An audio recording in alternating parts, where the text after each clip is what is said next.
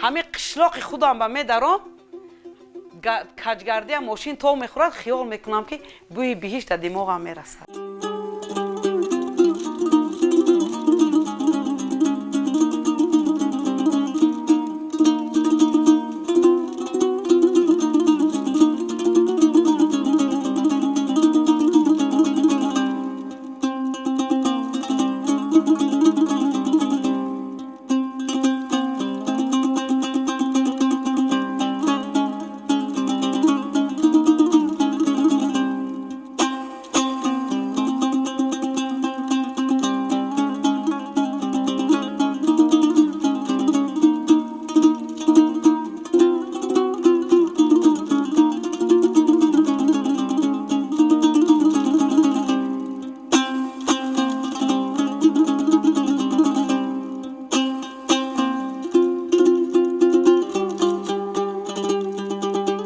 وقتش ده همه جا لولازور بودگی، همه دشت بودگی، قشلاق بودگی نه، همه لولا سب سرخ بودگی.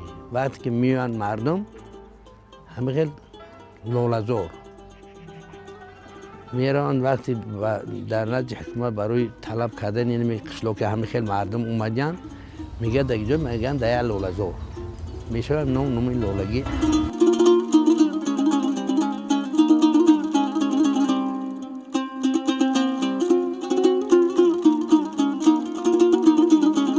مردمی لولگی و کشاورزی مشغول است.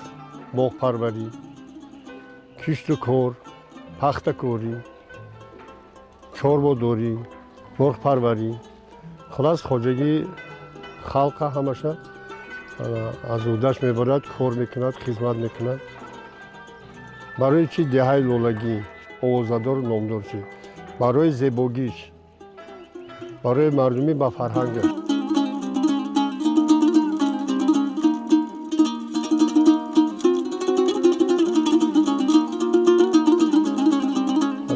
پایان یک کانال بود تماما از سال 1959. همین کانالی که حاضر ما ایستادگیم همین کانال کار کردن برای کشت کار، برای پخت کاری. از همون وقت سر کردن مردم سهمی خودش در ساحه خواجگی داری گذاشته است، کار کرده است.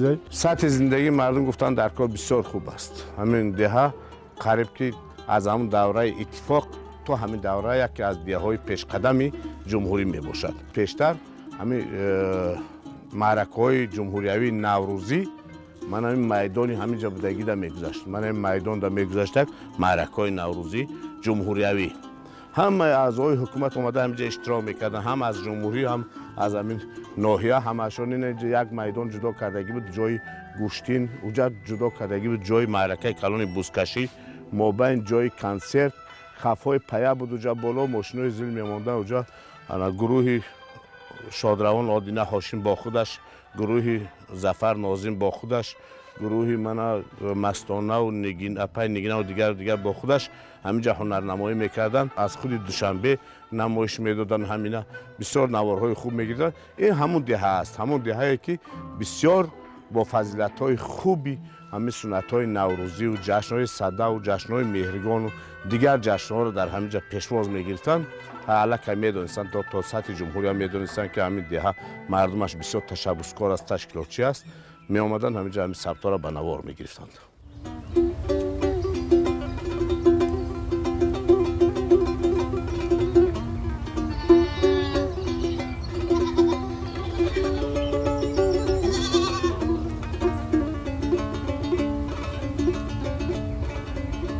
زمستون بهترین اومده سال. بر وقت بارونگری، برف همش به وقت شد. اینا حاضر برف برای زمین کورپای زمین ای. بارون آب. انا این فایدهش بعد ای تابستون چی میشه؟ معلوم میشه. زمستون بسیار زمستون پرفایز مطابق با دهقان سرش بردارد و کار کند، مهنت کند، خودش نشون به از زمستون خوبان.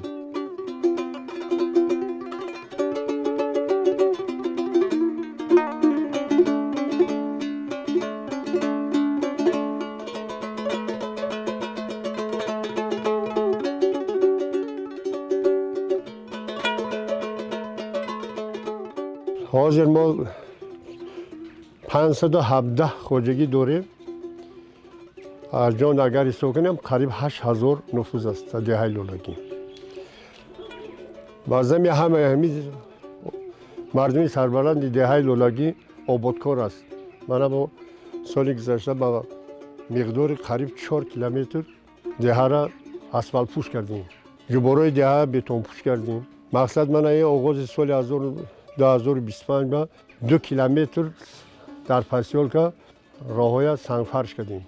خلاص پای آبادی آبادکاری من سهمشون در مکتب مردم بسیار سهمگزار هستند. آبادی را دوست می‌دارند.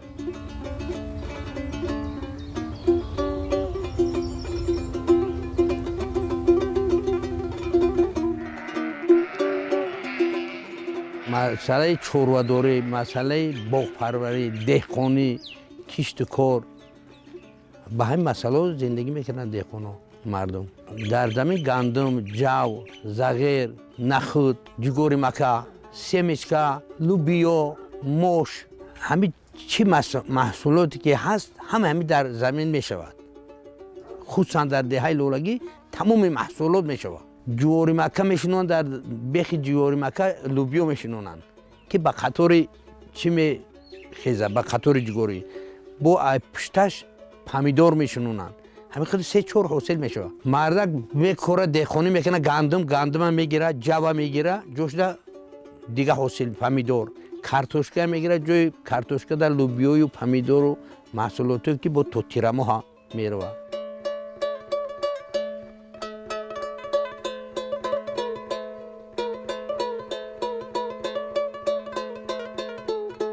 وطن این مادره، وطن بهترینه. وطن هوای تازه، وطن نفس تازه. رفته ای وطن به وطن میشی. من اکو ای تاجیکستان برآمدگی نیستم، دیگه ناحیه ها رفتگیم. وقتی که میرم اینا 1 شب یا 2 شب خواه میرم بیام اکو همه قشلاق خودم به میدارم کجگردی ماشین تو میخورد خیال میکنم که بوی بهشت در دماغم میرسد. برای ما بهترین جو که ما در همه وطن ما صحت سلامت زندگی میکنیم یا که خرسندیم. یگون کمبودی نیست در وطن ما. شگر همیشه بچم شگری آبادی، شگری تنجی، شگری امانی شگر میکنیم در آخه بچم. ما مادرها به حضور سرمون میبینیم خون میبینیم.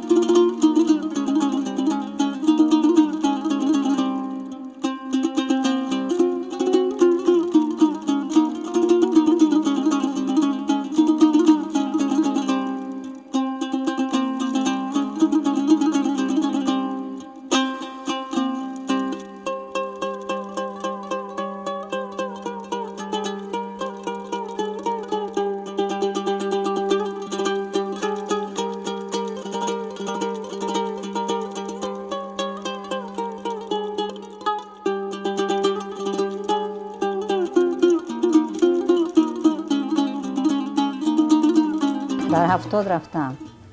10 تا فرزند دارم. فرزندای همشه به خونه و در کردگیم. گفتی چی اینا کلام کردم و مهنت کردم و جون کندم و اینا یا نبیره حکم. اینا گفتی چه همسایه ها در گفتی چه زندگی ما هم کار میکردیم. با گاو و با مال و با خونه و با در و با فرزندا همه خونه دار کردیم. خیلی می کارای تاجیکی خودمون آخین میکردیم. اشتپا میکردیم، شکرو میکردیم، فتی روغن میکردیم. اینه اوموچا را میمولدیم، اوموج میولدیم برای کسلیو را برای صحت را خیلی خیلیش به قطیق خیلیش به قطیق میکردیم. اینا خوزی باز برامدگه سرق دادرونی کوکتی میدوزیم، ریحان میدوزیم، پودینه میدوزیم. بهترین خوراک شکرو، قروتو، چنگولی همین چیزای با بیگی استفاده میبریم. اوموج، آشی بریده، آشی توپا، کش، گندم کوچه میگیم. من این چیزا میکنیم، آتلا میکنیم. همه چیزا در دهه استفاده میبرن. معمولی هست این کارو. خوراکای ملی مستوا، گندم کوچه، دالدا، انا آش اوگرو، شیره. اینا اوموج به همه اوموج شیره میمولن با در کسلیای زکام فایده سخت دارد. برنج و اینا هم اوقاتهای ملی ما میباشد. گوشت میگن گوشت همه گوشت بسیاری بعد گوشت هم اوقات خوردن هوای دیده همین 100 بار همین اینا لوبیا سرخه که تر کردن میجوشونن و میدونی چه کالوریست و درونش سفیده به خیمیکات و البته به فایده داره در ارگانیسم آدم. با در درون کدو هم میدوزیم، نختا میدوزیم، هر کدومش خیر ریحان پیهون و چکه میخری که برای با کدوی سوزک میدوزی. شروع که بچم میکنیم میخریم هم خیلی. یا اوقات تاجیکی هیچ وقت نمیشه. خوراکی ملی میکنیم یکم همه دمارکو دگوی کلام با یک اول خوراکی ملی میاندازن آش اوگرو میاندازن بعد یکم میکشیم یگون پیش یگون کس نمیگرده آش اوگرو این خیلی اگر تیار کنی میخورن تیار نکنی نه خودشون خیلی حواس نمیکنن چی میخورن فقط مغازین رولتون مرغ تپا تیار آخی تپا تیار اوقات میبرن یکی ای همه اوقاتی با قوت همین اوقات که در ارگانیسم آدم فایده داره اکو پیشترها میبریدن در زوالهای هازی همه چی در مغازین من اینا شیرش دیگه اینا در دیگه اندازی اینی مغازین تماما شیرش دیگه این بعد دست می اندازی و دیگه خیلی مزه دارد اوقات اینی مغازین اندازی دیگر خیلی مزه دارد با اویل‌های هست که تماما چیزی مغازین نمیخورن خیلی هست در همین در جمعیت هم خیلی اویل‌ها هست چیزی مغازین نمیخورن فقط چیزی پخت‌پز خودشون نمیخورن هست اویل‌هایی که تارت استفاده نمیبرن اینا معرکه‌هاشون با میریم در همون معرکه‌ها در بالای دسترخوان دانگی میمونن قند نمیمونن همون چیزی هنرمندی که خودشون پختگی باشه هست در اویل‌ها هم خیلی اویل‌ها تو حتی کمپوت میکنن کمپوت با شکر هم نمیاندازن میگوید وایش هم میگیرد میگوید ویتامینش نیست میشد میگوید زمستان خاصیت خوبیش همین که ندیدگی آدمایی که ماه کتی 2 ماه 3 ماه نمیبینید در زمستان به خاطر قرتو به خاطر شکرو به خاطر فطیر مسکه میبینی و میخوری اون موج آش بریده این چیزای تلقون این چیزای عنعنوی بوبگی هست من همین چیز جمع کننده یار برادرها هستن مسافرها هستن با هم میشینن میخورن قصه میکنن گپ میزنن خلاص گذشتگان درک میتونن که من ایمو پیش کی بودن چی آبادی کردم برای ده چی کارو کردم من همین چیزای گپ میزنم ما اقدام گرفته دوام کاری گذشتگان پیش بردیم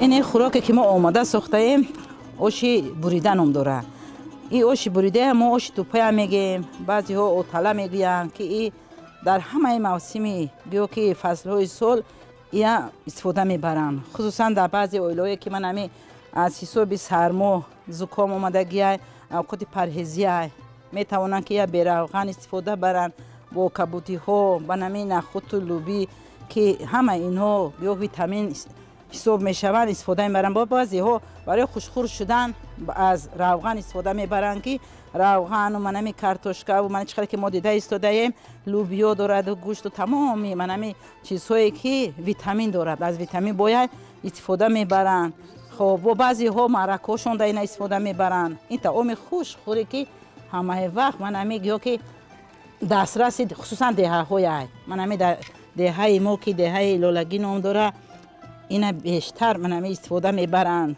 زنهای منم بسیار کلان سالو در خونه ها نشسته منم خیلی آش توپای خشرو آماده ساخته در نزد پیشگاه علاوی نشسته باید دیگر صحبت کنن یا استفاده میبرن منم در معرکه هاشون منم در خونه ها یا بیشتر استفاده میبرن با خصوصا من اگر سبزوات ها باشه اگر از سبزوات ها منم ویتامین داره گفتم ما بسیارتر استفاده میبریم چکه کرده با کبوتی ها با زنجبیل و همه طرف قایدوی استفاده برده من همی استعمال میکنم که با همه همین بیمارات هم شفاها هم قوت درمان همه طرف این خوراک ملی یا قدیم موندگی که همه اینا با فکرم که نقض میبینم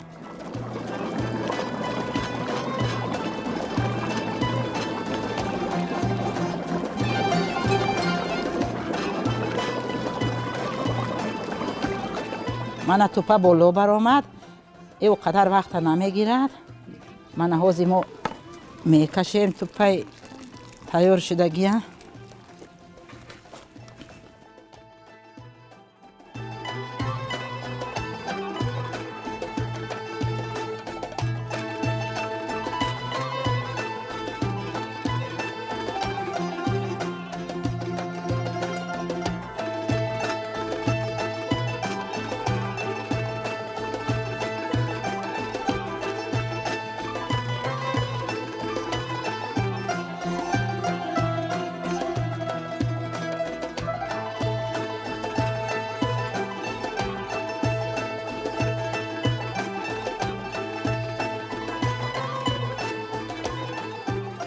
در همه طرفاش چکه میمونیم برای خوشخور شدنش. قلمفرد استفاده میبریم. در زکام ای بیشتر فایده داره، هم اشتیا آوره.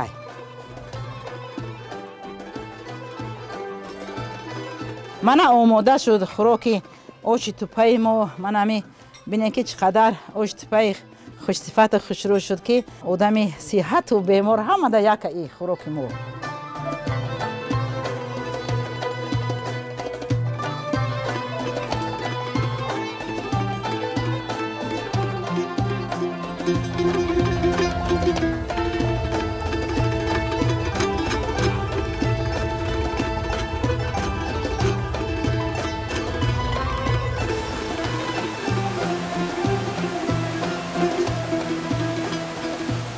سنگ آسیامون ای قراتاق آوردیم.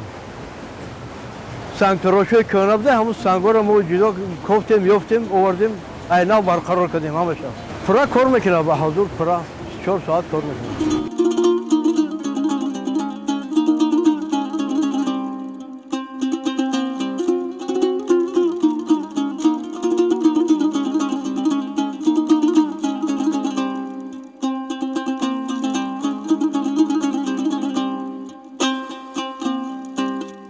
از چه باید سالی 2015 کار کرده شده. همینا ساختیم برای خدمت خلق. هر خودتون میدونید که در همین قشلاق مردم غله‌کار دهقانن، ارداشون میارن مثال میزنن برای سلامتی و برای منمی کسلی های قند و هر خیلی کسلی ها پایدار برای همین اردو ما غله‌کاریمون هست. ما لالگی دهقانیمون همه جهتش هست. همه نمود دهقانی داریم.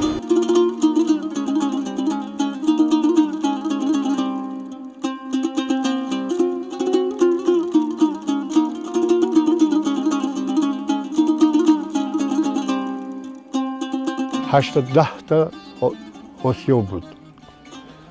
2 تا 3 تا آسیاب آبی، دیگرش برقی. با مردم خدمت میکردن. و روغن کشی بود. روغن زغیر و روغن تندانه میکشیدگی 3-4 تا بود. مردم خدمت میکردن، خلق تامین میکردن. آسیاب هست، 2 تا آسیاب کار میکنن، آسیاب آبی.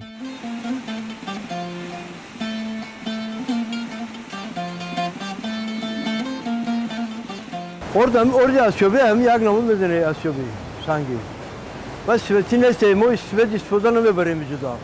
همین اوای همین اوقاتی سنگ، همین اوی آسیابی سنگی هم یک نمود اردای. اردی پهریزی میگن اینا. پهریز برای سلامتی، برای هر خیل کسلی های قند، هر خیل کسلی ها فایده داره.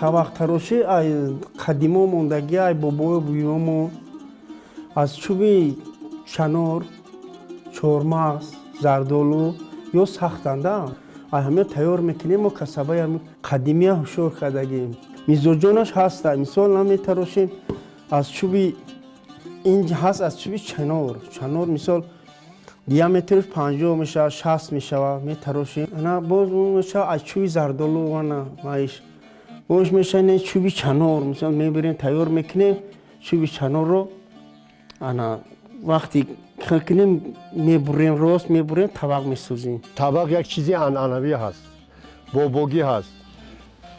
طبق معنای طبق سرجمی. اگر طبق باشد آدما در گرد طبق جمع میان، یک سرگذشت دارن، یک حکایت دارن، یک غزل دارن، یک گفتگو دارن، یک آبادکاری دارن، همش از طبق سر میشه.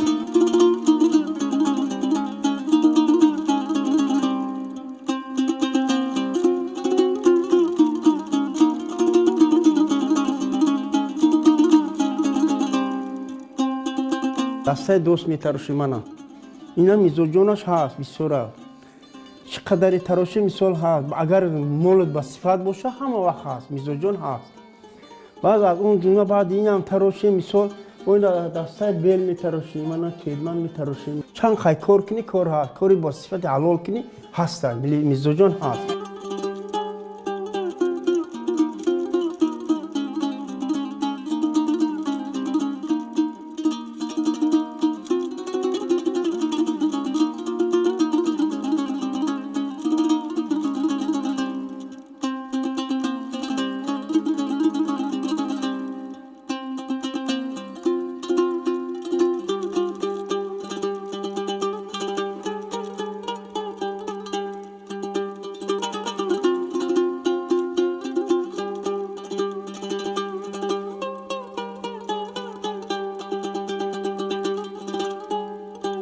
اینا خدا رحمتی بابامون میکرد طواق میتراشید دستای دوست دستای کیم خیلیار میتراشید خورد بودم ایدمی هوا میتراشید میگم که بیو بچم یادگی کسبه در کار بشه انا حاضر هم کسبه ما دوام دادستیم چند قدر مثال با صفت تراشی میان میگیرن میبرن تو تراش دیشا رشیدی میان با گرفته میبرن من خود تیار میکنم من همینا از اول این چوی تر خام این چوی خام که تراشیدم مثال من همیا همش مهنت میکنم مهنتی باباگی مهنتی پیش کسبای پیش من مثال همش محصولات دستی دست مهنت